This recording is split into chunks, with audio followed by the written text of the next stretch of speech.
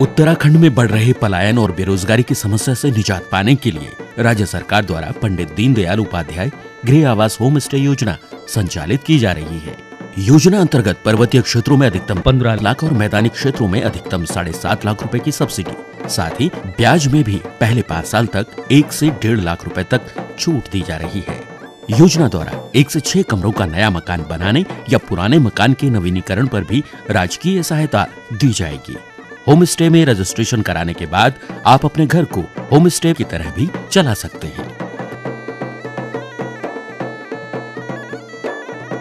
Home stay योजना के फायदे 1000, देगी सब्सिडी सबको सरकार, अतिथियों का करें सत्कार, अब घर बैठे पाएं रोजगार। It's been lovely. It's like a second home. विस्तृत जानकारी के लिए अपने जिले के पर्यटन कार्यालय से संपर्क करें अथवा उत्तराखंड पर्यटन की वेबसाइट पर ऑनलाइन आवेदन करें।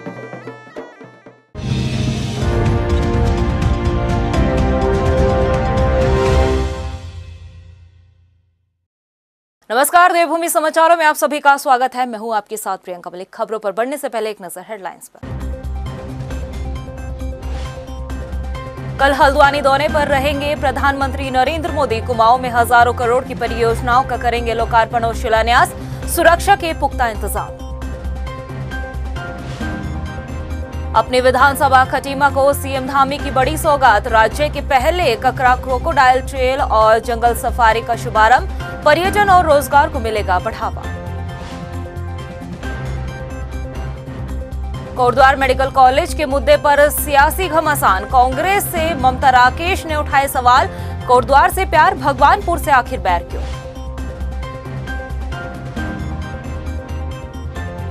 और नानकमत्ता में एक ही परिवार के 4 लोगों की धारदार हथियार से हत्या। मर्डर की गुत्थी सुलझाने में जुटी पुलिस। दहशत का माहौल। हेडलाइंस के बाद बुलेटिन में खबरें विस्तार से। उत्तराखंड शासन ने कोटद्वार राजकीय मेडिकल कॉलेज के लिए 25 करोड़ रुपए का शासनादेश जारी कर दिया है। स्वास्थ्य सचिव पंकज पांडे ने यह आदेश जारी किया है। दरअसल कोटद्वार मेडिकल कॉलेज को लेकर भाजपा में जबरदस्त घमासान मचा। बात इतनी बढ़ गई थी कि कैबिनेट बैठक में कोटद्वार मेडिकल कॉलेज का प्रस्ताव न आने के बाद कैबिनेट मंत्री हरक सिंह रावत ने इस्तीफे की भी बात कह दी थी। हालांकि सीएम पुष्कर सिंह धामी ने मंत्री हरक सिंह रावत की नाराजगी को दूर कर मेडिकल कॉलेज के लिए न सिर्फ मंजूरी दी, बल्कि पहली किस्त के तौर पर 25 करोड़ रुपए का शासनादेश भी जारी कर दिया है। एक तरफ मेडिकल कॉलेज के लिए 25 करोड़ की धनराशि जारी कर दी जाती है, तो दूसरी तरफ भगवानपुर से कांग्रेस विधायक ममता राकेश लगातार मेडिकल कॉलेज की मांग करती आ रही है, लेकिन उनकी मांग पर सरकार ने गौर तक नहीं किया। ममता राकेश ने सरकार पर पक्षपात का आरोप लगाते हुए कहा कि हरक सिंह रावत के दबाव में आकर कोटद्वार में मेडिकल कॉलेज के लिए धनराशि दे दी गई, लेकिन भगवानपुर के साथ सरकार ने भेदभावपूर्ण रवैया अपना के किस बात को साबित करने की कोशिश की है। इसी के साथ उन्होंने ये भी कहा है कि इस भेदभाव रवैये का खामियाजा भाजपा को 2022 के विधानसभा चुनाव में भुगतना पड़ सकता है। आप सब जानते हैं कि ये न तो मेरे प्रस्ताव पर है, बल्कि तत्कालीन कैबिनेट मंत्री मेरे स्वर्गीय पति सुरेंद्र राकेश जी के प्रस्ताव पर, जिसका शिलान्यास भी तत्कालीन मुख्यमंत्री जी द्वारा किया गया था, लेकिन आज तक इसके लिए बजट आवंटन नहीं हुआ। उस समय कुछ बजट आवंटन हुआ था, लेकिन सरकार गिरने के कारण, राष्ट्रपति शासन लगने के कारण ये कार्य सुचारू रूप से शुरू नहीं हो पाया था। उसके बाद हर विधानसभा सत्र में मैंने आवाज़ उठाई, लेकिन सरकार ने बिल्कुल इसकी तरफ से आंखें मूंद ली। अब जब हरक सिंह रावत जी ने सरकार को आंखें दिखाई और इस्तीफे की धमकी दी, तो मुख्यमंत्री जी ने और इस मेडिकल कॉलेज के लिए तत्काल पैसा स्वीकृत करने का काम किया। सरकार का रवैया पक्षपातपूर्ण है। सरकार या भारतीय जनता पार्टी भगवानपुर विधानसभा की उपेक्षा कर रही है, क्योंकि वो जानते हैं कि यहाँ विपक्ष के विधायक हैं, कांग्रेस की विधायक है, इसलिए भगवानपुर विधानसभा की तरफ वो ध्यान नहीं दे रहा। निश्चित रूप से आने वाले चुनाव सामने हैं। जनता सब देख सोच समझ रही है कि भगवानपुर विधानसभा की उपेक्षा भारतीय जनता पार्टी द्वारा की गई है, तो भगवानपुर की नहीं पूरे प्रदेश की जनता भारतीय जनता पार्टी को सबक सिखाने का काम करेगी और कांग्रेस की सरकार को जनता लाएगी। मुख्यमंत्री पुष्कर सिंह धामी ने खटीमा के तराई पूर्वी वन प्रभाग में ककरा क्रोकोडाइल ट्रेल और जंगल सफारी का शुभारंभ कर दिया है। क्रोकोडाइल ट्रेल के बनने से जहां एक तरफ क्रोकोडाइल्स का प्राकृतिक वास में संरक्षण होगा, तो वहीं पर्यटन गतिविधियों को बढ़ावा मिलेगा, रोजगार के नए अवसर भी पैदा होंगे। देखिए खास रिपोर्ट। खटीमा के तराई पूर्वी वन प्रभाग में राज्य का पहला ककरा क्रोकोडाइल ट्रेल का शुभारंभ हो चुका है। इस ट्रेल में 3 व्यू पॉइंट है और कई वॉच टावर बनाए गए हैं ताकि मगरमच्छों का सुरक्षित तरीके से और नजदीकी से दीदार हो सके। इसके साथ ही सीएम पुष्कर सिंह धामी ने खटीमा में सुरई इको टूरिज्म जोन में जंगल सफारी का भी शुभारंभ कर दिया है। इस दौरान खुद सीएम धामी ने जंगल सफारी का भी लुत्फ उठाया। सुरई इको टूरिज्म जोन देश का पहला ऐसा इको टूरिज्म जोन है जहां पर्यटक जंगल सफारी का लुत्फ उठा सकेंगे। मुख्यमंत्री पुष्कर सिंह धामी ने कहा कि क्रोकोडाइल ट्रेल और जंगल सफारी से पर्यटन गतिविधियों को बढ़ावा मिलेगा। इसके साथ ही रोजगार और आर्थिक वृद्धि में सुधार होगा। वहीं स्थानीय लोगों को रोजगार के अवसर मिलेंगे। होम स्टे के माध्यम से क्षेत्र में पर्यटन गतिविधियों को बढ़ाने का प्रयास किया जाएगा। आज इस सीमांत क्षेत्र में क्रोकोडाइल सफारी यहाँ पर प्रारंभ हुई है। इसके प्रारंभ से क्षेत्रवासियों को पर्यटन को बढ़ाने में यहाँ पर पूरी तरह से पर्यटन बढ़ेगा। इस क्षेत्र में लोगों का व्यापार बढ़ेगा और लोगों के मनोरंजन के साधन भी होंगे। बच्चों के लिए भी यहाँ पर व्यवस्थाएँ और करनी है। 100 से ज़्यादा अभी तक इसमें मगरमच्छ है और ठीक प्रकार से लोग यहाँ पर आएँ, ठीक प्रकार से पर्यटन का लाभ है। उसके लिए हमने कहा है कि जो भी और सुविधाएँ यहाँ पर बननी है, अच्छी सड़क बननी है, अच्छा यहाँ पर पार्क बनना है, बच्चों के मनोरंजन के साधन यहाँ पर जो है विकसित होने, उन सभी चीज़ों में हम लोग काम करेंगे। वहीं क्रोकोडाइल ट्रेल के बनने से क्रोकोडाइल्स के प्राकृतिक वास में संरक्षण होगा और इकोलॉजी इकोनॉमी दोनों को ही मदद मिलेगी। आपको बता दें कि सुरई इको टूरिज्म जोन की पश्चिमी सीमा पर ककरा नाला है। ये नाला क्रोकोडाइल का प्राकृतिक वास स्थल है। मीठे पानी के स्रोतों में पाए जाने वाली मगरमच्छ की प्रजाति भूटान और म्यांमार जैसे तमाम देशों में विलुप्त हो चुकी है। अंडा देने वाली ये प्रजाति बेहद खतरनाक मानी जाती है। मौजूदा समय में इस नाले में 100 से अधिक मार्श मगरमच्छ है।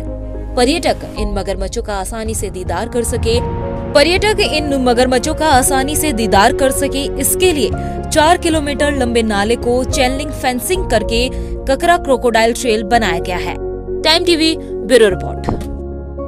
प्रधानमंत्री नरेंद्र मोदी गुरुवार हल्द्वानी में एक विशाल जनसभा को संबोधित करेंगे। प्रधानमंत्री के कार्यक्रम स्थल पर तैयारियां जोरों पर है। बताया जा रहा है कि करीब 1 लाख लोग प्रधानमंत्री नरेंद्र मोदी की जनसभा में शामिल होने के लिए तैयार है, जिसको देखते हुए सुरक्षा व्यवस्था के भी पुख्ता इंतजाम किए जा रहे हैं। चप्पे चप्पे पर सुरक्षा कर्मी तैनात किए गए हैं। प्रधानमंत्री का आवागमन रूट क्या रहेगा, इसके लिए सभी अधिकारियों को ब्रीफ किया गया है। पूरे शहर को प्रधानमंत्री के पोस्टर बैनर से पार दिया गया है। माना जा रहा है कि प्रधानमंत्री नरेंद्र मोदी अपने कुमाऊं दौरे के जरिए 20,000 करोड़ लागत की योजनाओं का तोहफा भी दे सकते हैं। वहीं बीजेपी इस रैली के जरिए कुमाऊं की 29 विधानसभा सीटों को साधने की भी कोशिश करेगी। लोग यहाँ पे आएंगे मैदान में, तो हम लोगों ने एक तो व्यवस्था एक कर रखी, जितने भी गेट्स हमारे बने हैं वहाँ पे नंबर 1 तो थर्मल स्क्रीनिंग होगी। थर्मल स्क्रीनिंग के बाद फिर अगर कोई व्यक्ति पाया जाता है कि बिना मास्क के हैं, तो हम लोगों ने व्यवस्था कर रखी कि सारे लोग जिनके पास मास्क नहीं है उनको हम मास्क देंगे।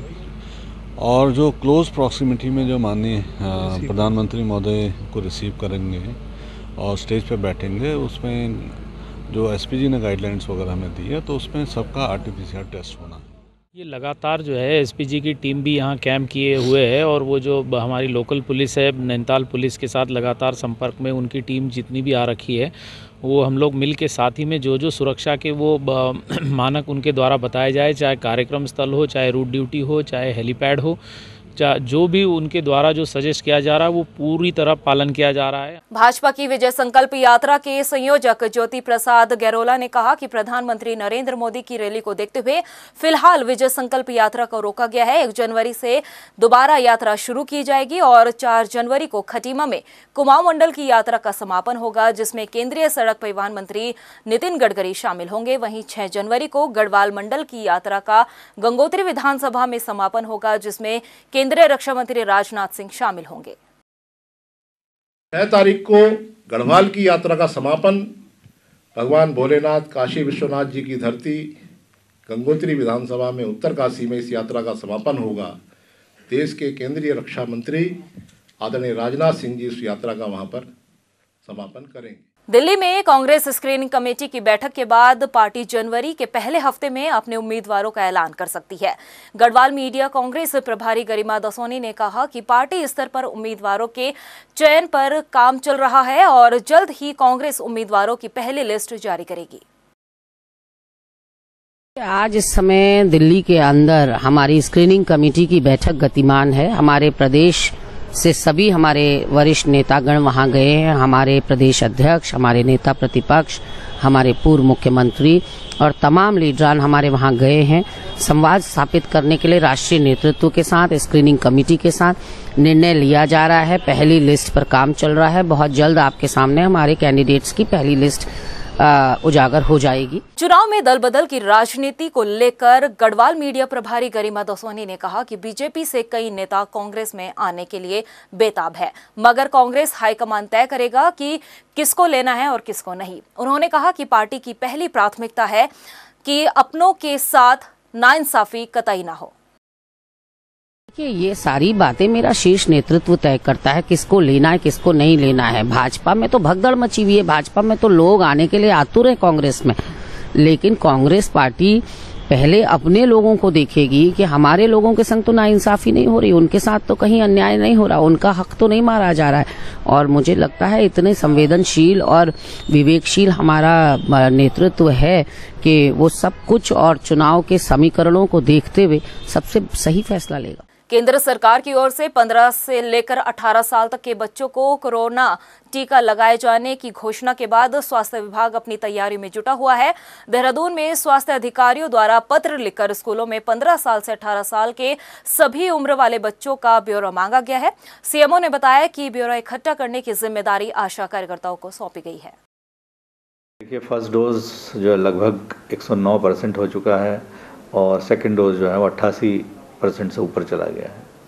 और बाहर जो हमारा देहरादून है वहाँ पे बाहर से आने वाले लोगों का नंबर इतना ज़्यादा है कि आज भी जो है लगभग 2000 लोगों को पहली डोज लग रही है। तो इसका मतलब आप समझ सकते हैं कि बाहर से आदमी जो है आता है मजदूर वर्ग, तो वो कितना ज़्यादा है कि वो हम डेली जो है लगभग 2000 डोज लगा रहे हैं पहली। कोरोना के बढ़ते खतरे को देखते हुए नए साल का जश्न 2 घंटे पहले ही मनाना होगा। कोविड की नई एसओपी के तहत 11 बजे से नाइट कर्फ्यू लागू हो जाता है, इसलिए प्रशासन ने नए साल का जश्न 10 बजे तक खत्म करने की बात कही है। डीआईजी जन्मेजय खंडूरी ने लोगों से अपील करते हुए कहा कि नए साल के कार्यक्रम अपने घर पर रहकर ही मनाएं। इसके साथ ही होटल संचालकों को भी निर्देश दिए गए हैं कि 10 बजे के बाद कोई भी पार्टी नहीं की जाएगी। साथ ही जो भी पर्यटक आ रहे हैं उन्हें आरटीपीसीआर रिपोर्ट के बिना होटल में कमरा नहीं दिया जाएगा।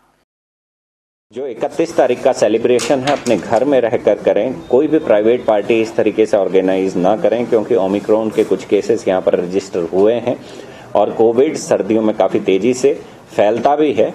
और जो होटल्स हैं उनको भी निर्देश दिए गए हैं कि 10 बजे के बाद कोई भी पार्टी ना ऑर्गेनाइज की जाए और जो भी होटल में आ रहे हैं जिनकी बुकिंग है उनसे आरटीपीसीआर की रिपोर्ट भी जरूर लें और 10 बजे के बाद पार्टी ना करें, क्योंकि 11 बजे से कोविड का कर्फ्यू भी अब इम्प्लीमेंट करवा दिया गया है। उत्तराखंड में जहां एक बार फिर से कोरोना के मामले बढ़ने लगे हैं, तो वहीं लोग अभी भी कोविड नियमों की अनदेखी कर रहे हैं। बात अगर देहरादून की करें तो सबसे ज्यादा मामले देहरादून से ही सामने आ रहे हैं। बावजूद इसके जनता कोविड गाइडलाइन का पालन नहीं कर रहे हैं। ना तो मास्क लगाया जा रहा है और ना ही सामाजिक दूरी का पालन हो रहा है। इतना ही नहीं, पुलिस प्रशासन नियमों का पालन करवाने के दावे कर रही है, लेकिन बाजार में कोई भी पुलिसकर्मी गाइडलाइन का पालन नहीं करवा रहा है। और इस वक्त की बड़ी खबर उधम सिंह नगर के नानकमत्ता से सामने आ रही है, जहां पर एक ही घर के 4 लोगों की हत्या कर दी गई है। मां बेटा समेत परिवार के 4 लोगों की धारदार हथियारों से निर्मम हत्या की गई है। मां बेटे का शव घर से बरामद हुआ है, जबकि परिवार के 2 और लोगों का जो शव है वो नदी किनारे से मिला है। घटनास्थल पर पुलिस प्रशासन ने पहुंचकर चारों शवों को अपने कब्जे में ले लिया है और इस पूरे मामले की जांच में जुट चुकी है। इस घटना से क्षेत्र में दहशत का माहौल बना हुआ है। लक्सर एसडीएम वैभव गुप्ता ने लोक निर्माण विभाग और नगर पालिका परिषद का औचक निरीक्षण किया। निरीक्षण के दौरान दोनों विभागों के अधिकारी नदारद नजर आए। इसके साथ ही कई खामियां भी पाई गई हैं, जिसे देखते हुए विभागीय अध्यक्ष को रिपोर्ट मांगी गई है। 10:40 पर नगर पालिका कार्यालय लक्सर का भी निरीक्षण किया गया। उसमें जो अधिशासी अधिकारी नगर पालिका लक्सर हैं वो भी अनुपस्थित पाए गए। इसके अलावा वहाँ पर जो प्रतिदिन जो लकड़ी जो जलाई जा रही है उसकी भी चेकिंग की गई। तो उनके द्वारा प्रतिदिन जो लकड़ी जलाई जा रही है उसका कोई हिसाब नहीं पाया गया कि प्रतिदिन लकड़ी जलाई तो जा रही है, पर कितनी मात्रा में जलाई जा रही है, कहाँ पर लाभ की व्यवस्था है, उसके संबंध में भी उनसे रिपोर्ट प्राप्त की जाएगी। फिलहाल इस बुलेटिन में इतना ही। इसी के साथ मुझे दीजिए इजाजत। नमस्कार। कल हल्द्वानी दौरे पर रहेंगे प्रधानमंत्री नरेंद्र मोदी। कुमाऊं में हजारों करोड़ की परियोजनाओं का करेंगे लोकार्पण और शिलान्यास। सुरक्षा के पुख्ता इंतजाम। अपनी विधानसभा खटीमा को सीएम धामी की बड़ी सौगात। राज्य के पहले ककरा क्रोकोडाइल ट्रेल और जंगल सफारी का शुभारंभ। पर्यटन और रोजगार को मिलेगा बढ़ावा। कोटद्वार मेडिकल कॉलेज के मुद्दे पर सियासी घमासान। कांग्रेस से ममता राकेश ने उठाए सवाल। कोटद्वार से प्यार, भगवानपुर से आखिर बैर क्यों?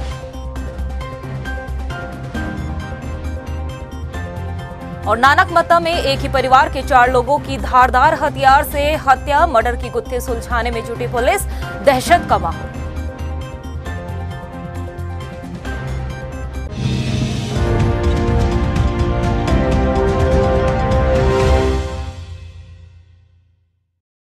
देवभूमि उत्तराखंड के निवासियों के लिए रोजगार के साथ साथ प्रदेश की तरक्की में भागीदार बनने का सुनहरा अवसर। प्रदेश में पर्यटन और स्वरोजगार को बढ़ावा देने के लिए राज्य सरकार ने शुरू की है tracking traction centre home stay योजना, जिसके तहत अधिसूचित ट्रैकिंग रूट के 2 किलोमीटर के दायरे में आने वाले गाँव के निवासी अपने घर के खाली कमरों को प्रदेश में ट्रैकिंग रूट्स के लिए आने वाले पर्यटकों के सुविधार्थ खोलकर प्रति कक्ष नव निर्माण हेतु 60,000 एवं पूर्व निर्मित कक्ष की साज सज्जा हेतु 25,000 रुपए की राजकीय सहायता प्राप्त कर आमदनी का अतिरिक्त जरिया बना सकते हैं। तो देर न करें, tracking traction centre home stay योजना का लाभ उठाएं, अपने परिवार, गांव और प्रदेश की तरक्की में हाथ बटाएं। योजना से जुड़ने या योजना के बारे में अधिक जानकारी के लिए आज ही अपने जिला पर्यटन विकास अधिकारी अथवा जिला अधिकारी कार्यालय से संपर्क करें। उत्तराखंड सचमुच स्वर्ग।